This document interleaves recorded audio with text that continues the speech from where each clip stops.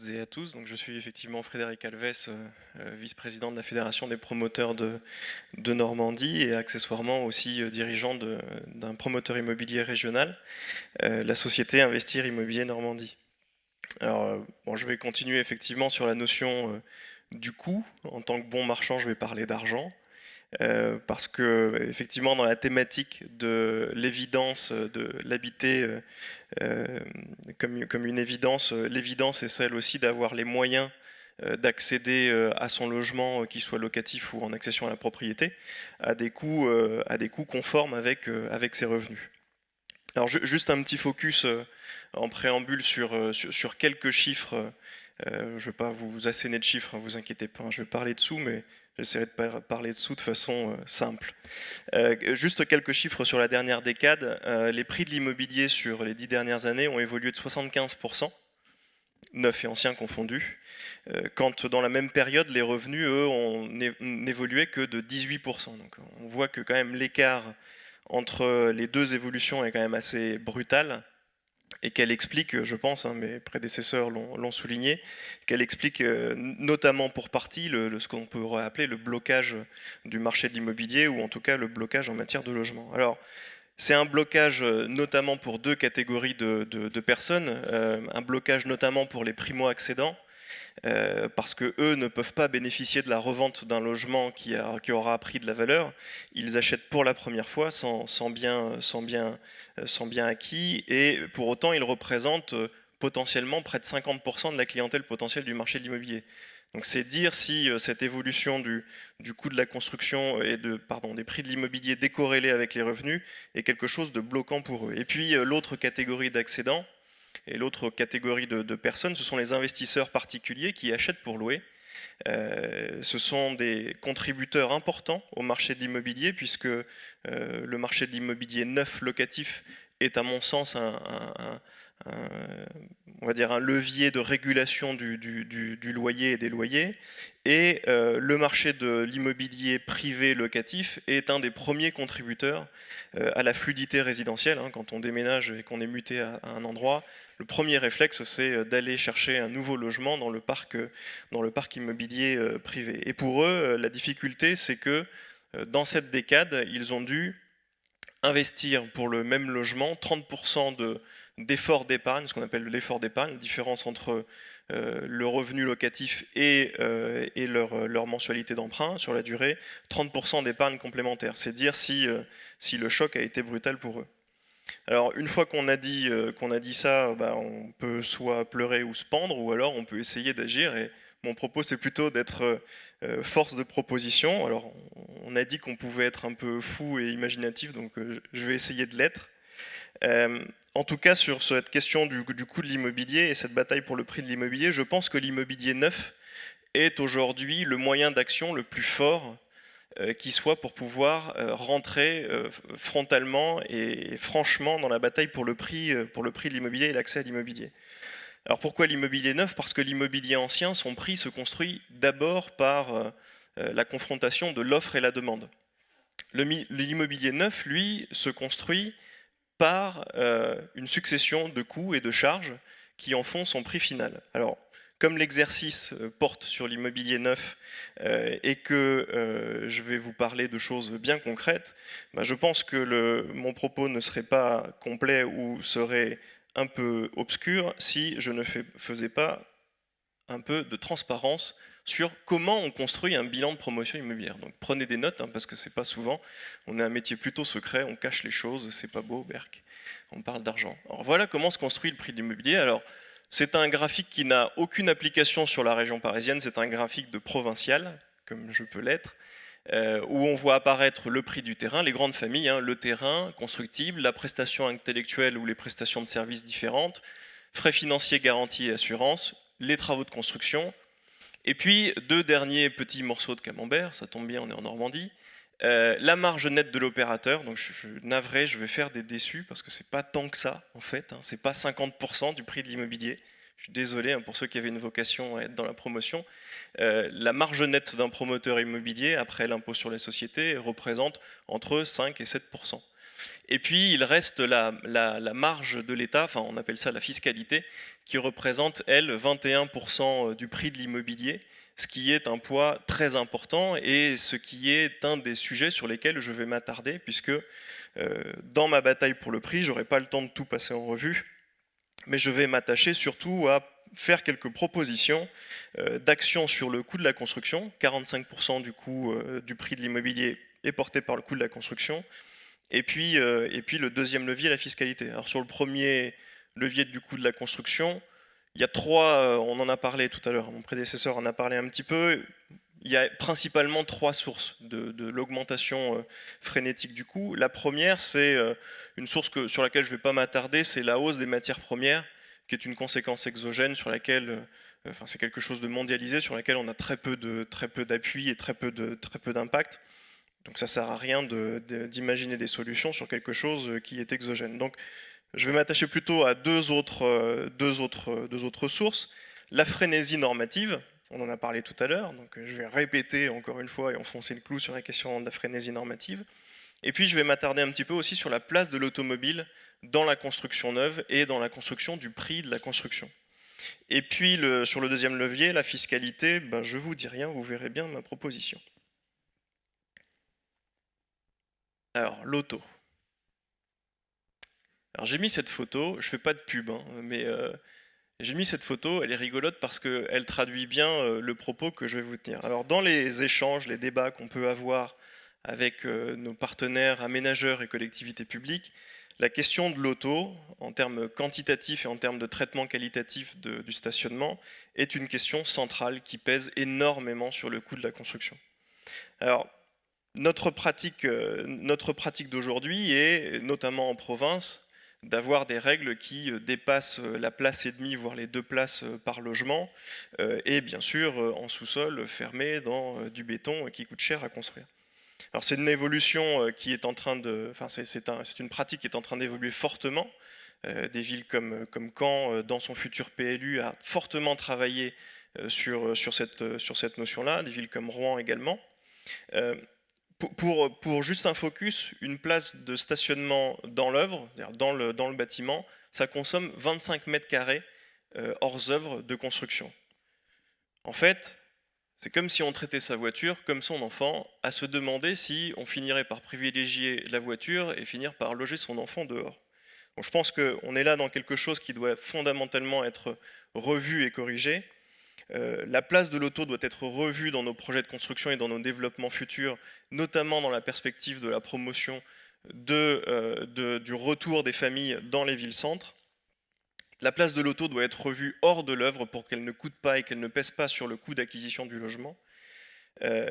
La place de l'auto doit être contrainte, sans la renier, puisqu'on est quand même dans une période d'évolution des pratiques en matière d'utilisation des moyens de transport individuels. Donc, contrainte sans renier, c'est limiter les obligations, voire plafonner, pourquoi pas, hein, les obligations en termes de stationnement dans les constructions neuves. Et puis tout ça, bah, moi je suppose que en limitant la place du stationnement et en mettant les voitures dehors plutôt que dedans dans la chambre du petit, eh ben, l'estimation, c'est que ça nous permet de gagner 10% sur le coût de la construction d'un bien immobilier. Alors, sur la question de l'auto, c'est ainsi fait. Je vais parler maintenant des normes. Alors, énorme. Donc, c'était effectivement énorme. Pendant 10 ans, je n'ai que 10 ans de carrière dans la promotion immobilière, donc je parle de ce que je connais. Avant, je ne sais pas, mais en tout cas, pendant 10 ans, ça a été la frénésie des normes. Alors, je discutais récemment lors d'une conférence avec un député qui évoquait le sujet de l'augmentation justement du coût de la construction et qui le mettait principalement sur le dos de la spéculation immobilière. Voilà, les propriétaires méchants qui spéculent, les promoteurs vilains qui gagnent 50% du prix de la construction. Moi, je pense qu'il y a une spéculation qui est celle du législateur sur la capacité des acquéreurs à pouvoir assumer l'impact des normes nouvelles qui s'accumulaient en millefeuilles sans pour autant qu'elles soient forcément raisonnées les unes sur les autres. Ma proposition, c'est qu'il nous faut dépoussiérer tout ça. Alors, il y a un grand mouvement qui a été lancé récemment par le gouvernement en place sur la pause normative, ce qui est un bien, ce qui est très bien. Cette frénésie sur les 10 ans est une incohérence complète et va à l'encontre de l'évidence qui est le sujet de cette biennale. Alors, c'est une incohérence, elle crée du surcoût. Elle crée du surcoût, alors on est beaucoup d'acteurs de l'immobilier et de la construction, elle crée du surcoût sur la hausse des sinistralités et donc de fait la hausse de nos primes d'assurance, hein, qui sont un élément, vous l'avez vu, de construction du coût, du logement. Pour info, hein, une dommage ouvrage coûtait 0,5-0,7% du coût de la construction il y a de ça 10 ans, ça vaut aujourd'hui 2%. Donc, vous voyez un peu l'évolution. Petit plus petit égale à un moment donné 75% de hausse du prix. Et puis l'autre impact de cette évolution normative, c'est que l'empilement des normes s'est fait sans pour autant juger de la cohérence de la norme nouvelle avec la norme passée. Et donc du coup, on se retrouve avec des bâtiments à construire dont on ne sait pas parfois comment rendre cohérent une norme par rapport à l'autre, nécessitant du coup des adaptations techniques particulières, je ne vais pas rentrer dans le détail, qui entraînent un surcoût de prestations et un surcoût parce que les entreprises, elles ont peur des mises en œuvre nouvelles qu'elles doivent faire, elles n'ont pas eu le temps de s'adapter. Et du coup, tout ça crée des surcoûts qui sont difficilement quantitatifs, mais que l'on ressent bien dans l'évolution et dans les évolutions récentes en termes de normes. Alors pour tout ça, pour dépoussiérer, ma proposition numéro 1, c'est d'abord que l'on rentre dans un rythme raisonné des normes. Les normes, c'est bien, ça permet de faire évoluer notre méthode de construction. On parlait tout à l'heure de performance énergétique, c'est quelque chose qui nous a poussé à faire évoluer la performance énergétique de nos bâtiments. C'est bien, mais il faut le faire à un rythme cohérent, cohérent avec les capacités financières de nos acquéreurs, et puis cohérent avec la capacité du secteur de la construction à s'adapter aux nouvelles donnes en matière de normes. Et puis, il y a toujours quelque chose qui m'a étonné dans les normes, c'est que, donc là je vais jeter un pavé dans la mare, j'espère qu'il n'y a pas de lobby dans la salle, puisque je pense que la plupart des normes qui nous ont été pondues sont l'objet de lobbies et de dogmes partisans qui ont fait que, à un moment donné, on applique des normes sans pour autant repenser à la finalité de la norme qui est celle du vivre mieux et de l'habiter mieux, plutôt que d'être content et de se satisfaire d'avoir des normes complémentaires. Et je pense qu'à un moment donné, il faudrait remettre l'utilisateur et l'usager, on parle en ce moment beaucoup de maîtrise d'usage, remettre l'usager au centre de la décision d'engagement de telle ou telle norme, et qu'une norme ne devrait pas sortir si elle n'est pas quantifiée en termes de coût et d'impact de coût sur le logement. Si on avait suivi ces dogmes-là, on peut toujours revenir en arrière, je pense que c'est 7% sur le prix. On a parlé tout à l'heure de 8 à 10% sur la norme handicapée.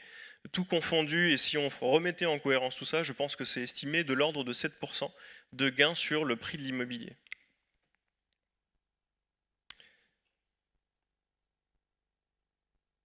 Sur mon dernier point, je vais vous parler de fiscalité. Alors, le titre de ma slide n'est pas du tout adapté à la notion de fiscalité, mais elle est importante pour ce que je vais vous dire. Se loger, un besoin essentiel, et je vous ai mis la petite phrase de l'exposé de la loi Allure, là, qui est en cours de discussion tout de suite. Le logement est un bien de première nécessité et le droit à un logement décent est un objectif protégé par la Constitution. Et puis, on a parlé tout à l'heure de biens essentiels, de la nécessité de sécurité attendue par les acquéreurs. Et puis, il y a une pyramide que j'aime bien, c'est la pyramide de Maslow, la pyramide des besoins essentiels, avec notamment en numéro 2, après les besoins physiologiques, le besoin de sécurité auquel, je pense, le logement est celui qui répond.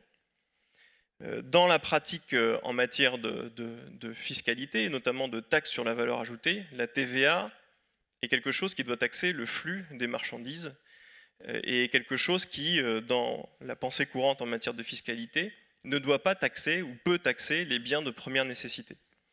Eh bien, ma proposition, c'est de supprimer la TVA sur le logement neuf, ce qui serait un acte fort et un choc brutal en termes de constitution du prix de l'immobilier, ce qui répondrait et ce qui serait cohérent et ce qui serait évident avec la notion de bien de première nécessité qu'est le logement, ce qui serait cohérent aussi avec l'engagement de développement de l'économie nationale et de l'économie résidentielle. Le logement, c'est quelque chose qui ne se délocalise pas.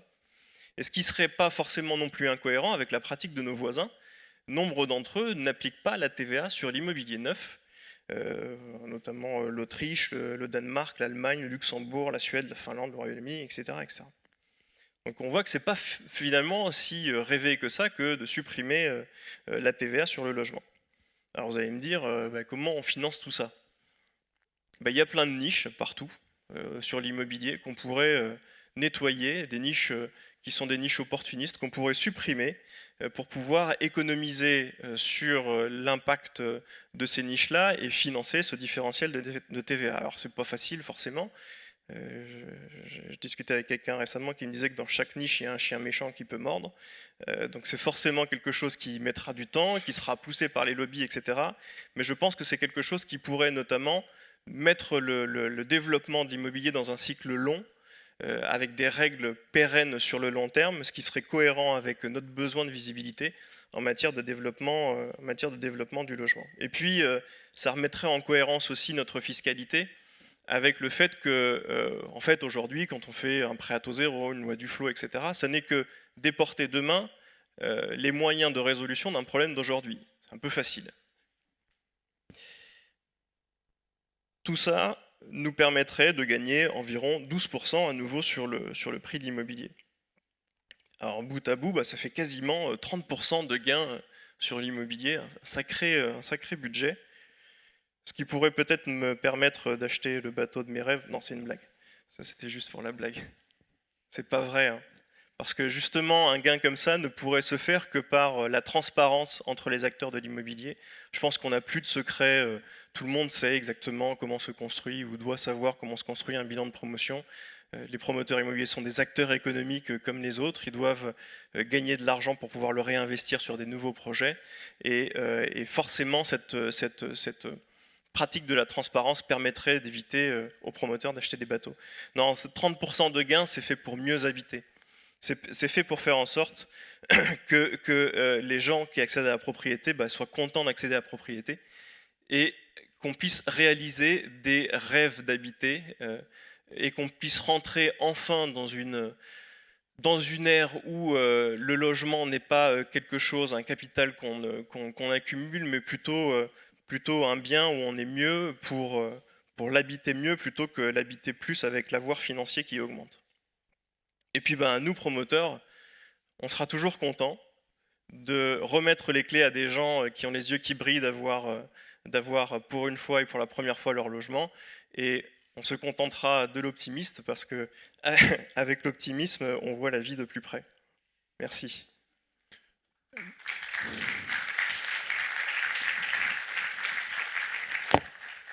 Merci Frédéric Alves. C'est quand même très utopique de vouloir supprimer la TVA sur le logement. On sait très bien que dans la période actuelle, il faudrait compenser, et compenser par les niches. On sait que ça va créer quantité de réactions des gens qui sont bénéficiaires de ces niches. Donc ça paraît complètement impossible. La vraie question est de savoir si ces réactions, ça vaut pas le coup de les affronter.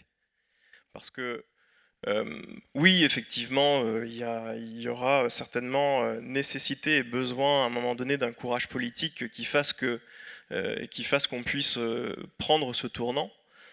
Mais je pense qu'on en est arrivé aujourd'hui, enfin le chiffre 75% de hausse du prix par rapport à 18% de hausse de revenus, ça doit nous interpeller forcément. Forcément, ça doit nous interpeller. Forcément, on doit se demander, à qui profite le crime. Et puis quand je vous ai montré un peu la répartition entre la fiscalité et la marge des opérateurs, on peut se demander à qui a profité la hausse des coûts de la construction. Je pense principalement à la fiscalité.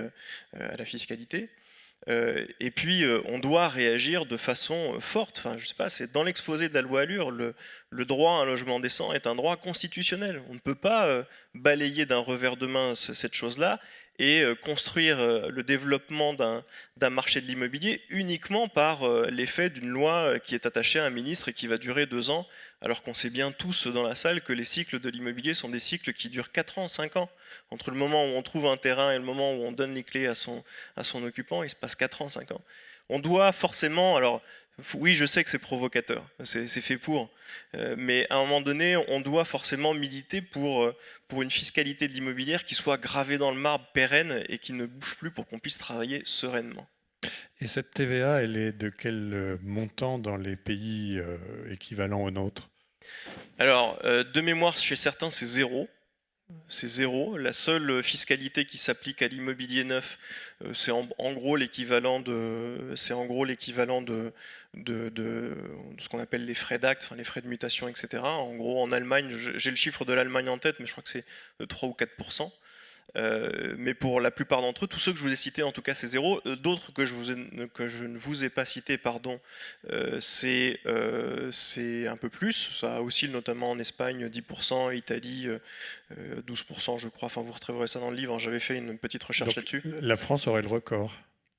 Non, il y en a d'autres, hein, qui taxent à mort, hein, il y en a d'autres.